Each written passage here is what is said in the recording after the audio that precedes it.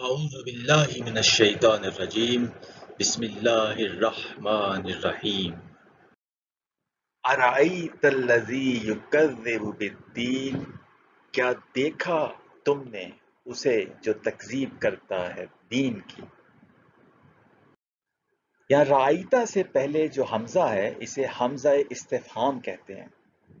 اور عربی زبان میں حمزہ استفہام سوال کرنے کے لیے بھی آتا ہے، توجہ دلانے کے لیے بھی آتا ہے،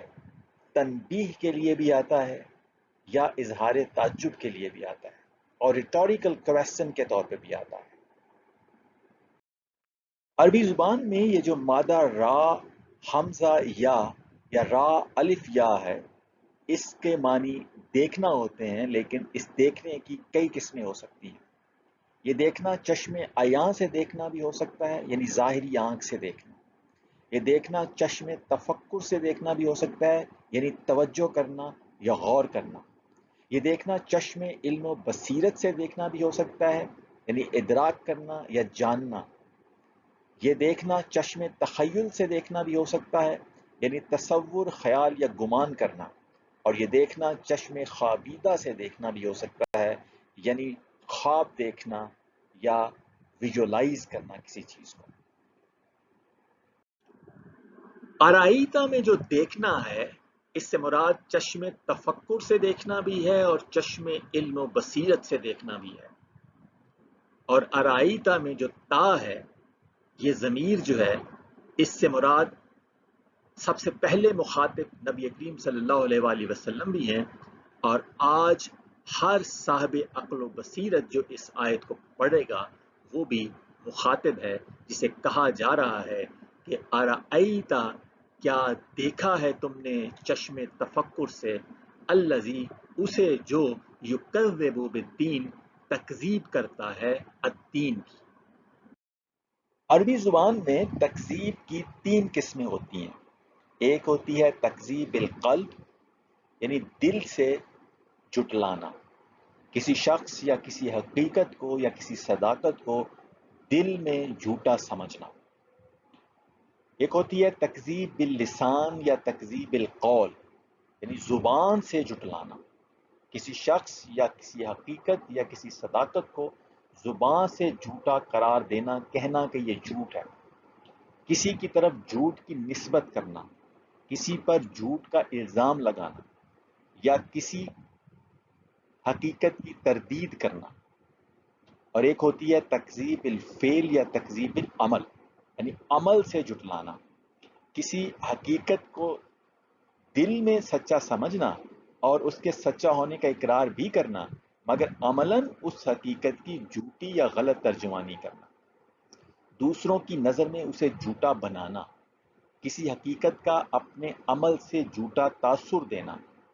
یعنی کسی چیز کا فالس امپریشن دینا، کسی چیز کو ڈسکریڈٹ کرنا۔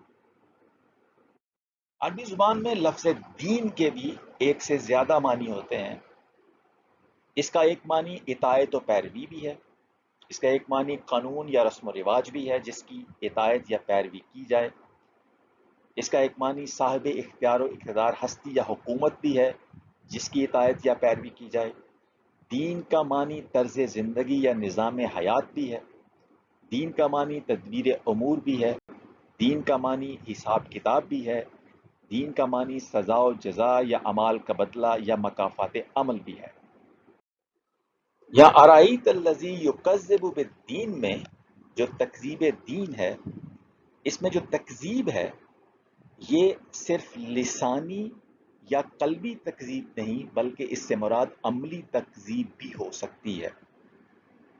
اور الدین سے مراد یہاں دین اسلام بھی ہو سکتا ہے اور روز جزا یا مکافات عمل بھی ہو سکتا ہے۔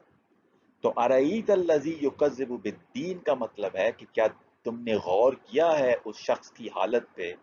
کیا کبھی تم نے چشم تفکر سے دیکھا ہے اس شخص کو جو عملی تکذیب کرتا ہے دین اسلام کی یا روز جزا کی یا مکافات عمل کی، یعنی دین کی غلط عملی ترجمانی کرتا ہے، دین کا غلط تاثر دیتا ہے دنیا کو، دین کی جو اصل غایت ہے اس کے برعکس اس کا سیرت و کردار ہے، یا عملاً اس نے ایسا طرز زندگی اختیار کیا ہوا ہے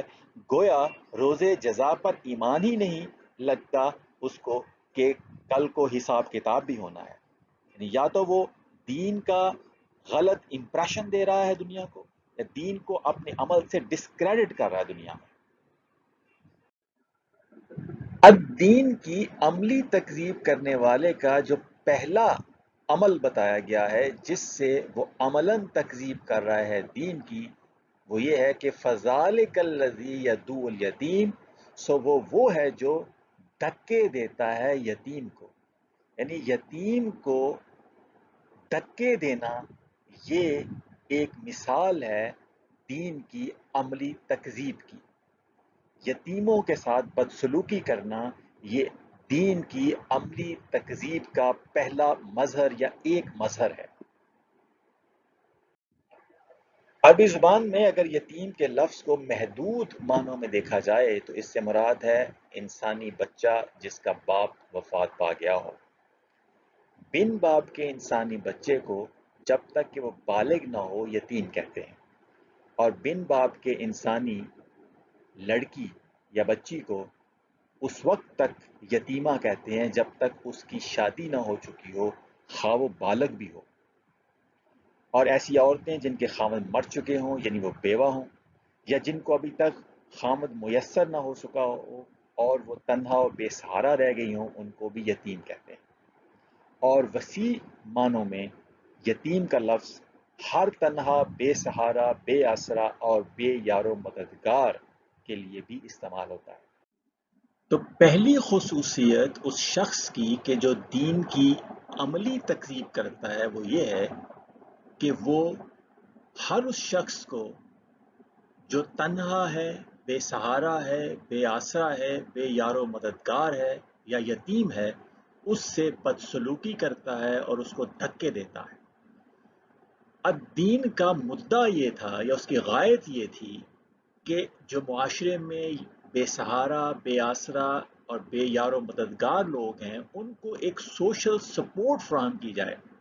لیکن تکذیب دین کرنے والا شخص جو ہے وہ ایسا نہیں کرتا. وہ بجائے یہ کہ بے سہارا، بے آسرا، بے یار و مددگار لوگوں کو سوشل سپورٹ فراہم کرے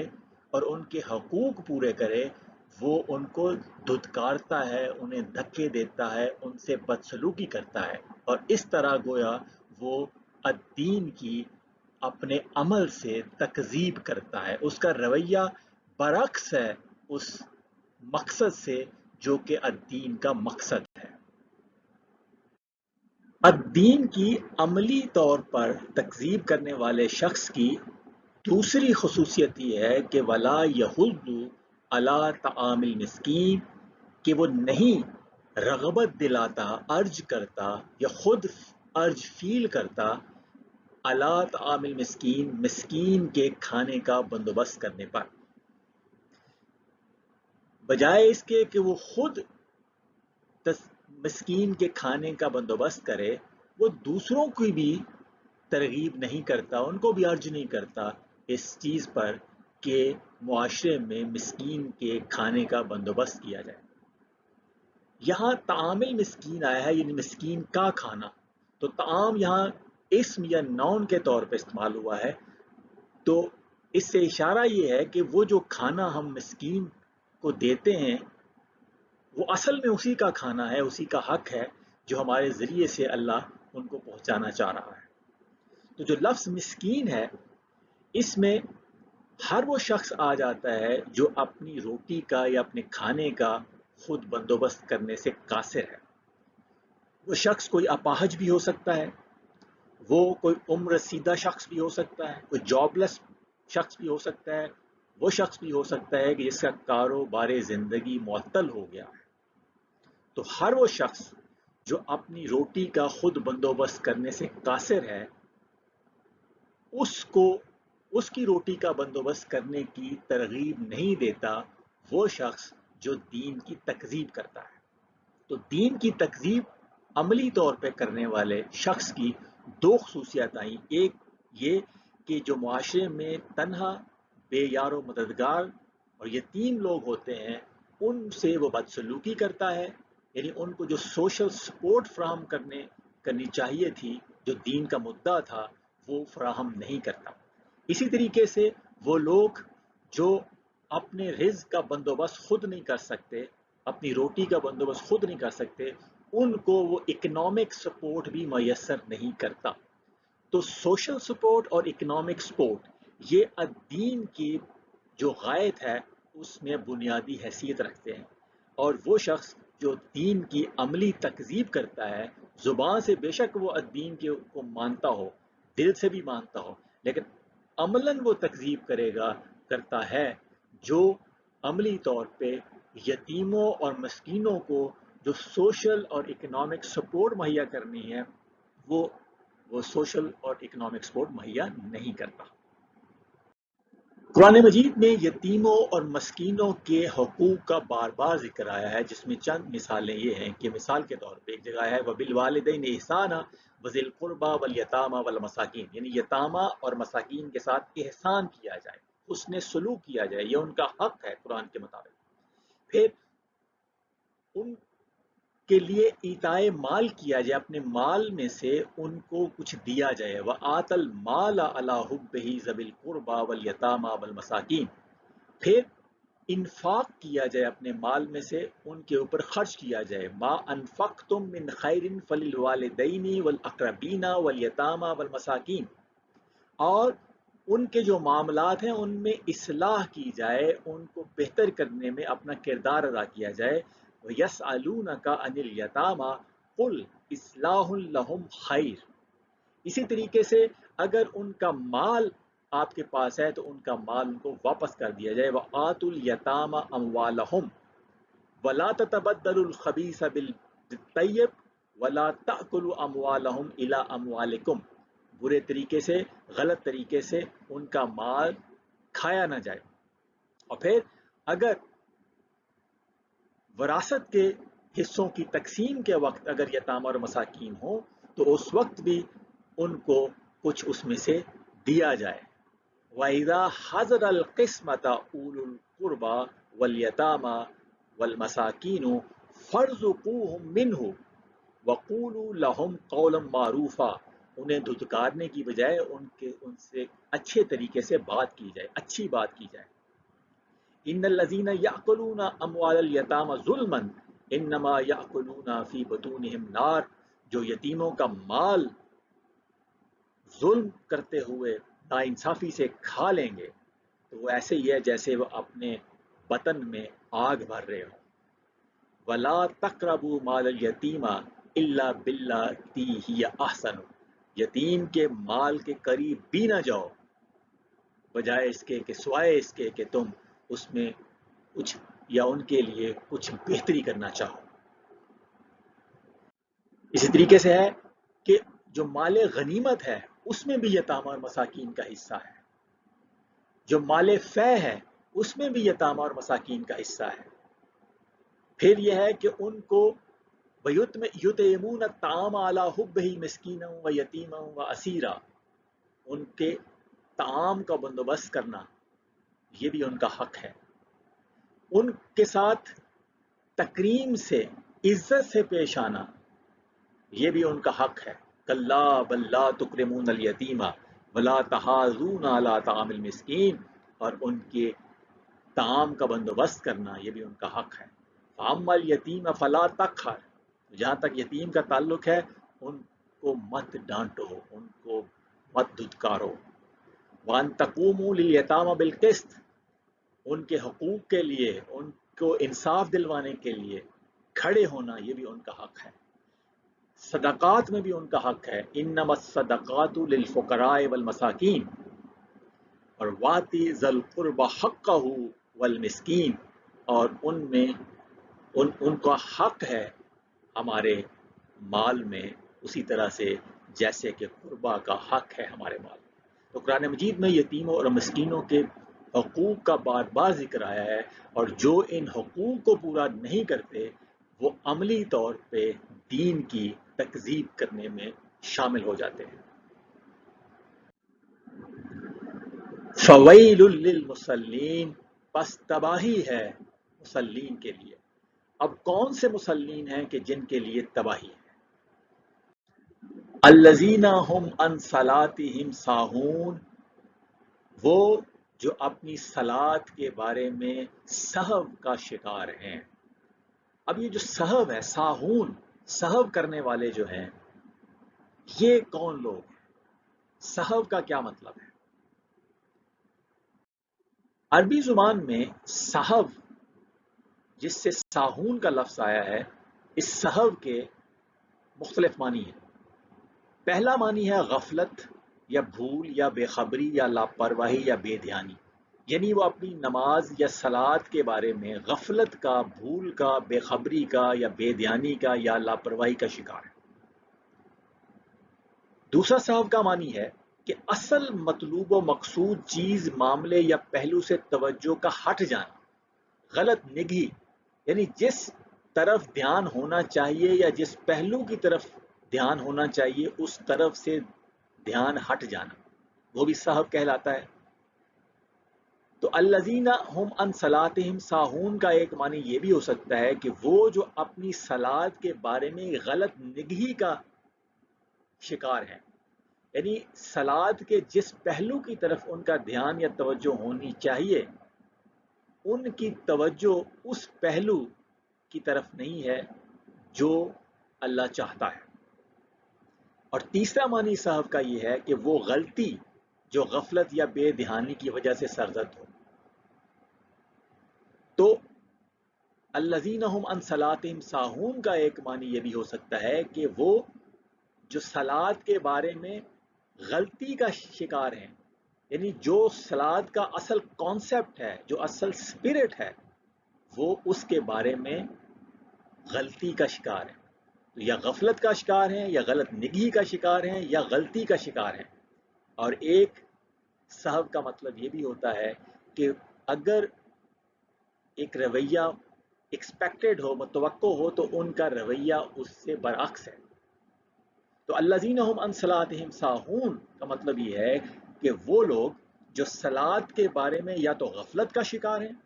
یا غلط نگہی کا شکار ہیں یا اس کے کانسیپٹ کے بارے میں غلطی کا شکار ہیں یا اس کے سلسلے میں جو یا اس کے نتیجے میں جو ان کا رویہ ہونا چاہیے، ان کا رویہ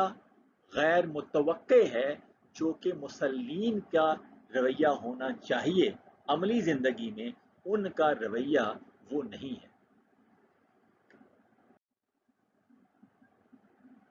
دوسری خصوصیت جو ان مسلمین کی آئی ہے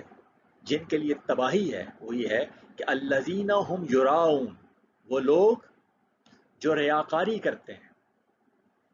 یعنی دکھاوا کرتے ہیں، صلات کا وہ پہلو تو ادا کرتے ہیں جو دوسروں کو نظر آتا ہے، لیکن صلات کا وہ پہلو جس کا تعلق صرف نظر آنے سے نہیں ہے، صرف علامتی نہیں ہے، بلکہ عملی جو اس کا پہلو ہے وہ ان کی نظروں سے اوجھل ہے۔ تو صلات کا ایک علامتی پہلو ہے، ایک اس کا عملی پہلو ہے۔ تو جو عملی پہلو ہے جس کے نتیجے میں ان کا سیرت و کردار میں ایک تبدیلی آنی تھی، وہ تبدیلی نہیں آ رہی، لیکن جو اس کا علامتی پہلو ہے وہ اس کے اوپر برقرار ہیں، لیکن جو اس کا عملی پہلو ہے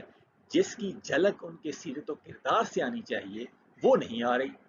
تو ایسے مسلمین کے لیے تباہی ہے۔ اور وہ مسلمین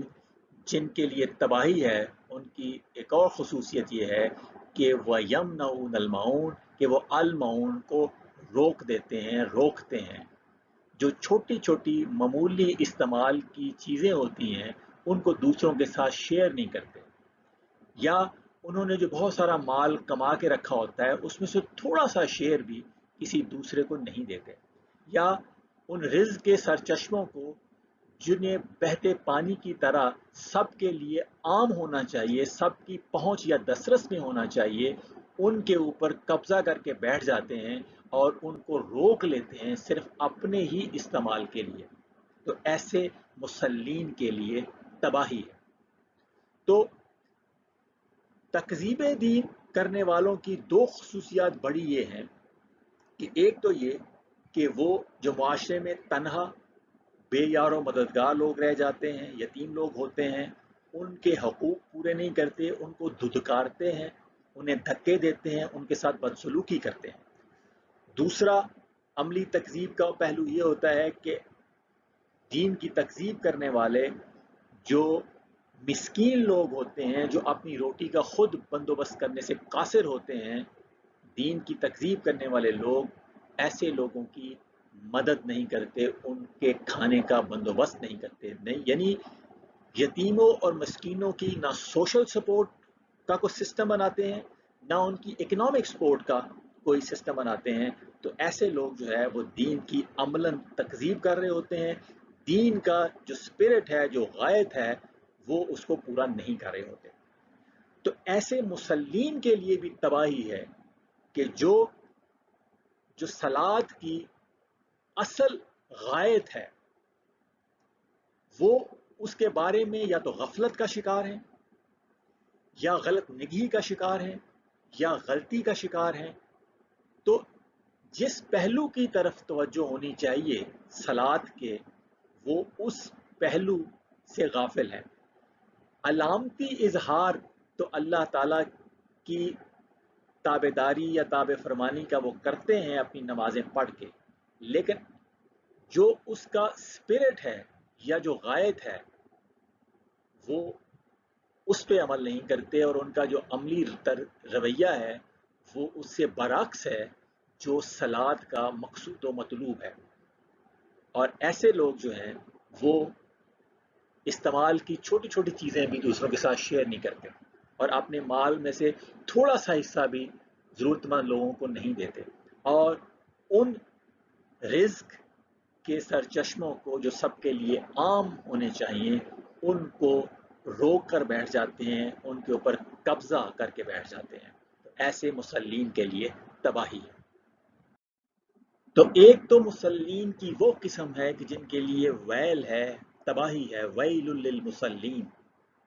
اور المصلین کی ایک قسم وہ بھی ہے کہ جن کے لیے کہا گیا ہے کہ اولئک فی جنات مکرمون،